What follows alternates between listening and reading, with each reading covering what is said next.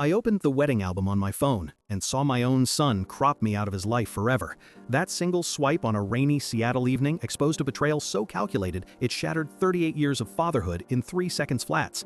What happened next? A 6-month war of lawyers, lies, and locked bank accounts that ended with me reclaiming $72,000, my dignity, and a future I never knew I could have.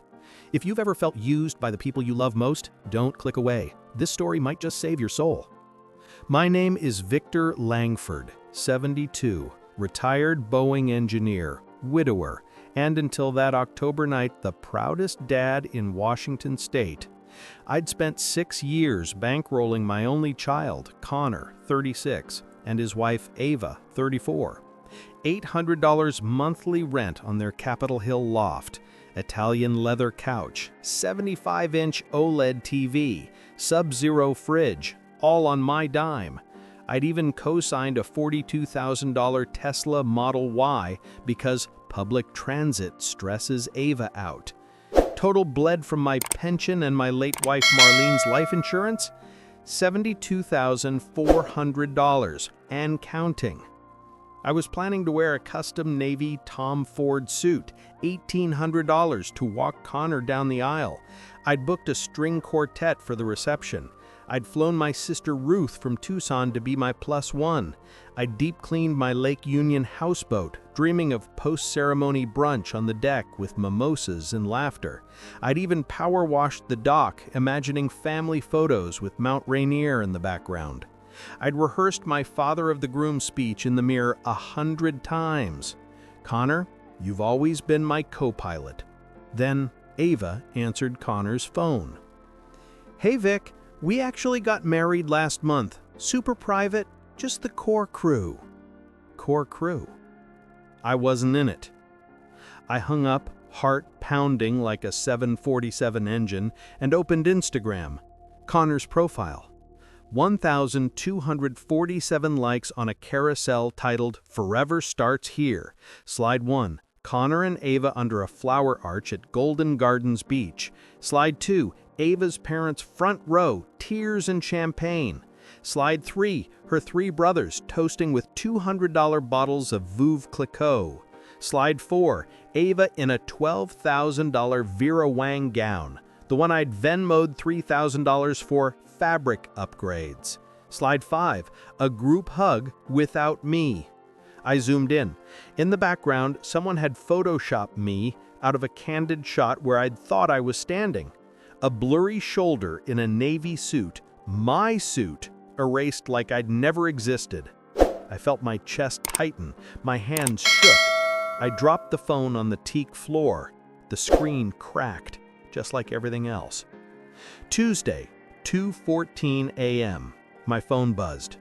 Ava, do not answer. A contact I'd created after the snub. I let it ring. Voicemail.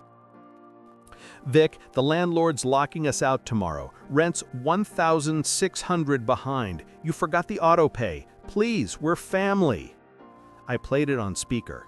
The tremor in her voice wasn't fear. It was fury at a broken ATM. I could hear Connor in the background whispering, "Tell him it's an emergency." I texted back one line. "I only sponsor VIPs. Congratulations on your core crew." Then I blocked her. I couldn't sleep. I dragged every bank statement, Venmo log, and Zelle receipt into a spreadsheet. Here's what 6 years of love cost. Rent, 72 months at $800, $57,600. Furniture and appliances, $9,200. Tesla down payment, $8,000. Wedding prep gifts, $3,000. Groceries and utilities, $2,100. Miscellaneous emergencies, $2,500. Total, $72,400. That was Marlene's entire cancer treatment fund. Money meant for my golden years. Gone. I stared at the screen until the numbers blurred. I remembered Marlene's last words in the hospice bed. "Take care of Connor, but take care of yourself first." I'd failed her. I'd failed myself. I'd failed the man I used to be. I woke to the clatter of my own front door. Connor had a key. For emergencies, I'd said years ago. I stormed downstairs in boxers and a robe. There they were. Connor pacing my kitchen, head in hands, Ava live streaming on her phone, "Family intervention, pray for us." Mr. Delgado, a slick attorney in a $3,000 suit, rifling my will on the dining table. "What the hell is this?" I roared. Ava spun, tears on cue. "Dad, we're scared. You've been irrational, canceling transfers, ignoring us. Mr. Delgado specializes in adult protective services." Connor finally looked up.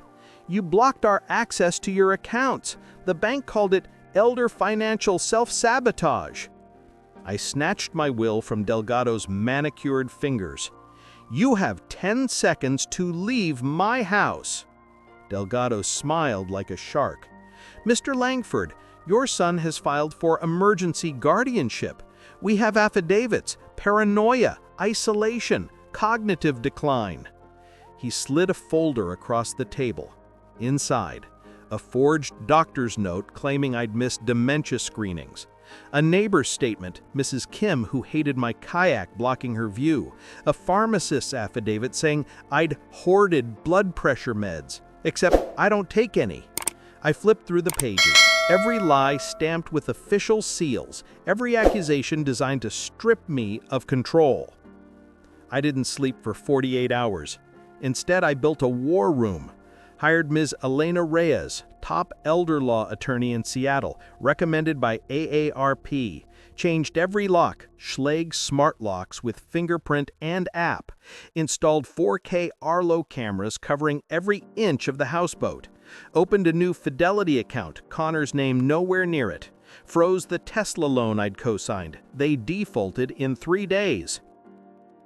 Week 3, Ava showed up with a film crew from a local news station. "We just want to check on Grandpa." The cameras rolled as she sobbed on my doorstep. I played the Ring doorbell footage of her breaking in, live on air. The segment aired as "When Helping Hurts," them as victims. Comments flooded. "Poor kids, boomer hoarding wealth. He's abusive. Call APS." I watched the clip on mute. My face on TV, labeled "Concerned Family."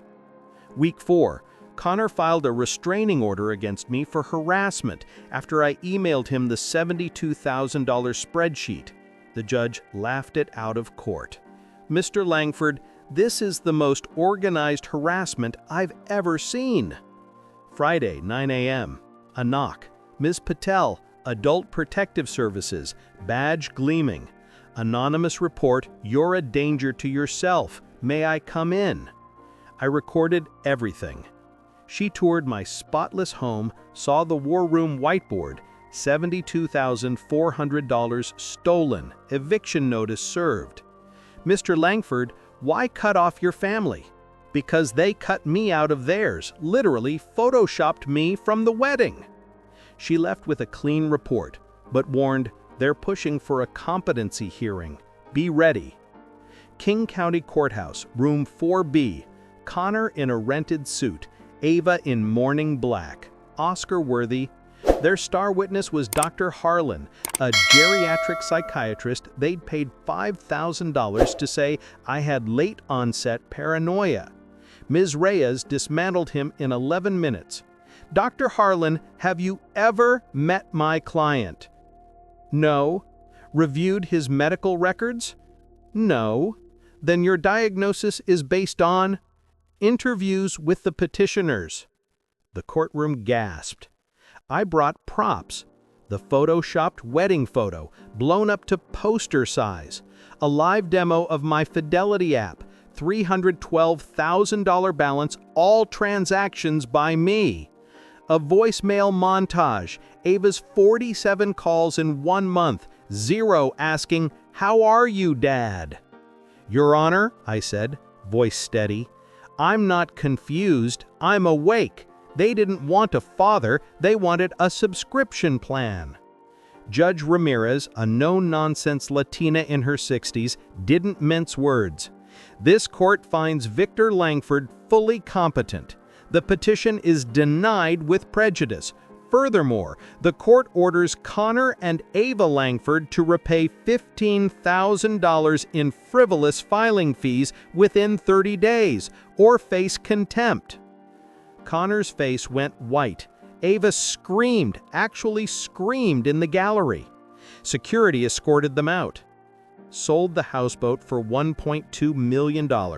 Bought a condo in Naples, Florida, donated $50,000 to the National Center on Elder Abuse, took a solo cruise to Antarctica, first vacation in 12 years, started wood carving classes, my bald eagle sold for $800 at a gallery, reconnected with Ruth, we're planning a sibling trip to Ireland. Connor and Ava, Tesla repossessed, moved to a studio in Tacoma. Ava now works at Starbucks, her first job in 8 years. Connor sent one text, "Can we talk?"